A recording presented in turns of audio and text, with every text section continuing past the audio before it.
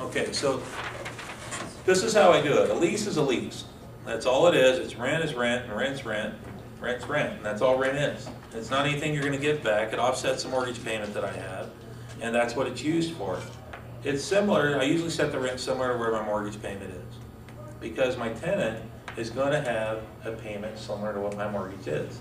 And this takes away the issue of payment shock to the lender at time of close. We also then can do an option contract. Now the option is the option to buy. Every rent's due on the 1st, and every 15th we do the option and have that due on the 15th. We usually set it at $300. And it depends on the tenant and their situation as to whether or not we instate this initially or we get into it at a later date. We're flexible to what the tenant can do. The tenant comes to me and says, Mike, I can't afford $1,500 a month.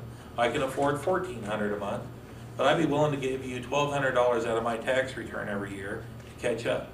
And so we put the $14 on the rental agreement, we put the $100 on the option contract, and every year he renews it by paying that. We just write it that way.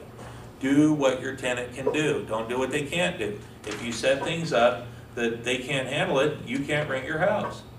So set it up to where they can handle it.